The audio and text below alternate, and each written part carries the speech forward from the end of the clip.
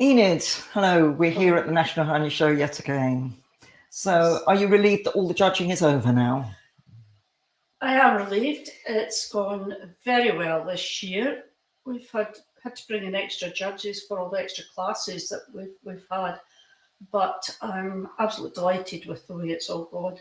Been very good. We did have a really good response to those extra classes, didn't we? The ones with the shop window. Oh, they're amazing. And The work that has gone into them is just incredible.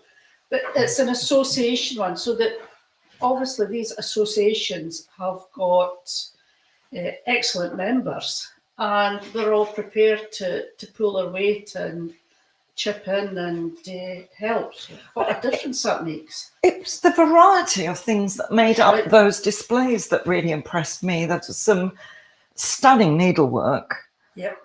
And inventive things that they'd found to display, not just normal jars of honey and normal sized candles that you would expect, well, to use, but they were just so beautiful. Yep. People have really put a massive effort in this year. I mean, the honey show, the National Honey Show, is always good and the standards are always high, but I would say it's exceptional this year. Yes, they've excelled themselves, haven't they? Yes. So, if you're watching this, there will be pictures of these available, and I hope that you will have come to see them and admired them for yourself, because in the setting they've got the atmosphere. It's lovely to see them in pictures afterwards. Yeah.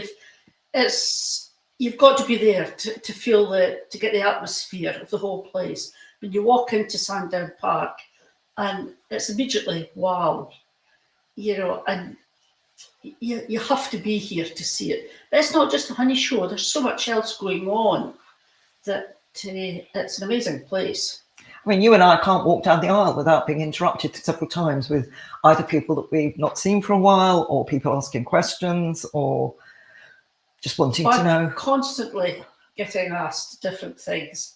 But I think what's also good is the fact that now that I've been coming for, gosh, I don't know how many years, I've only missed one in the last 20 odd years, I think. People get to know you, and so they're almost like friends. Indeed, as yes. well. You stop and you chat to them and discuss things, and I think beekeeping has given me an amazing network of friends. Yes, I remember that time when we were asking, sort of, could we also have a jar of Welsh honey? And you just looked over your shoulder from a Zoom meeting where you were at home in Scotland, and we're just chatting to, obviously, it was a beekeeping friend that you'd perhaps even met here. Probably. Yes, yep. Brilliant. So, okay, so now that you're the Chief Judge Steward, what's the journey for getting there? Suppose I was interested in judging honey. What would I have to do? I think, first of all, be interested in exhibiting. If you've got a competitive nature, it does help, because I know a lot of people just don't have competitive natures. They're not interested in showing their honey. They just enjoy keeping the bees, and that's fair enough. Yeah, good. But I think you've got to have a bit of a competitive nature. You've got to enjoy preparing your exhibits. That's the important part, is knowing how to prepare sort of quality exhibits and enter the shows. And it's only by entering the shows that you gain experience and begin to know what to look for. And then you become a judge's steward. So you help one of the qualified judges, and you pick up an amazing amount of information that way. And that is your best approach to starting on the judging scene. And we do have workshops that help people as well, don't we? We do, yeah. Preparing honey, how to show honey. I'm doing one on heather honey this afternoon. Is it fully booked? I'm not quite sure on the numbers yet, but I think there's a fair number attending. Yeah, good. So heather honey is unusual, isn't it? It takes a different set of skills to prepare it. It's quite different. It's got this lovely thixotropic nature, and when you open the jar of a good ling heather honey, the aroma just fills the room, and then you know that you've got a good exhibit. But there's a wee bit more to it than that. But yes, it's lovely, Lynn Heather. Are you near Heather, where you keep your bees? This year I did get heather locally. I think they flew up onto the hill. There's a fair bit there, but I do have a permanent apiary further north from me, and they did well on the heather. Yes. How many hives do you keep there? There's about 10 up there. I don't have a huge number up there, but it makes a journey. It's about 2.5 hour journey for me, but it makes it worthwhile because it's a day out and enjoy it. Is there enough other forage around to keep them going through the year? Surprising actually what they find. Yeah, it's amazing when you got there and you watch them before the heather season starts and the different colours of pollen coming in. Surprising what they find. Oh, that's really interesting. Yeah.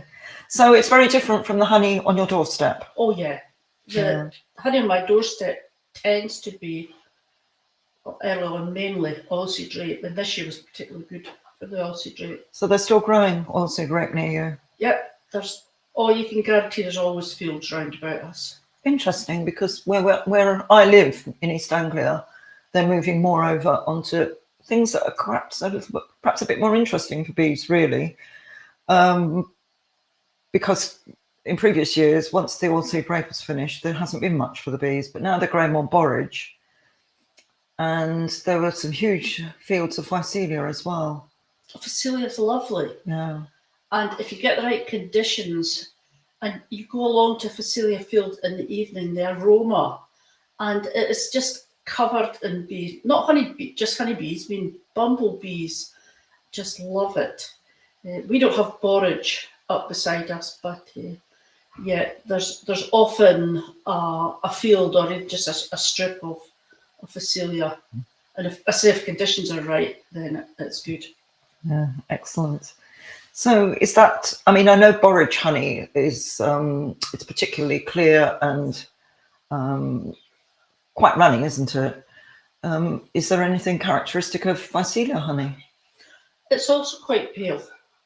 Yeah, but a lovely aroma and taste, very nice. So that's one of the interesting things about the show downstairs, the completely different range of colours and textures of all the honey on display. It's absolutely overwhelming, and it's amazing.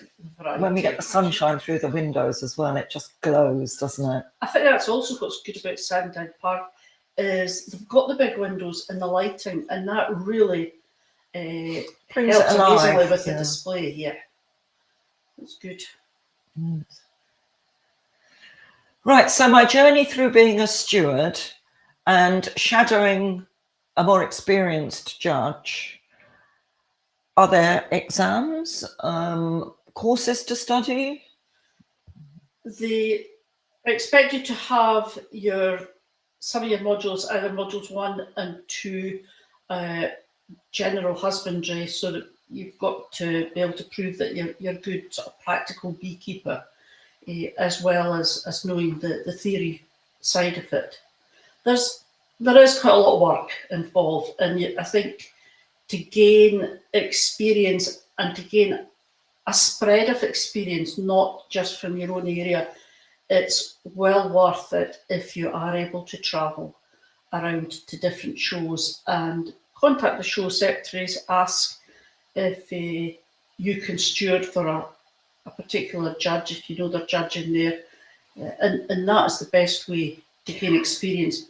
You've got to gain experience in so many different categories, and if you stick to one area, you could be quite limited in your knowledge. Because there's a sort of tiered system of shows, isn't there? There's your local association, and that could be any time of year. And then the county agricultural shows, and some of those are really quite big, aren't they? Oh, they can be, yes. So, yes, wonderful idea to travel around the country doing your favourite things. Yes, it is. I think the wee local shows are so important. And we often have at home what we call a table show, which means you've got the the exhibits are all set out on a table in their different classes, and we have the audience, all the exhibitors watching. So as I go through the exhibits, I just refer to the exhibit by a number. I have no idea who it belongs to. And you just see exactly what you're finding. So you're talking through what you're doing as you're doing it. You're talking through the judging. And some people say, oh, we can't have her come and judge because she'll be too strict. But I said, no, it is so important that these wee shows, they're all about education. Yes. And if you don't have these wee shows and educate the exhibitors, then they'll not be able to improve and then consider entering the bigger shows. And end up here. And this has been absolutely fascinating. Thank you very much, Enid. It's been brilliant. Thank you. And we'll always look forward to seeing you again next year. Oh, I'll be here next year. Definitely.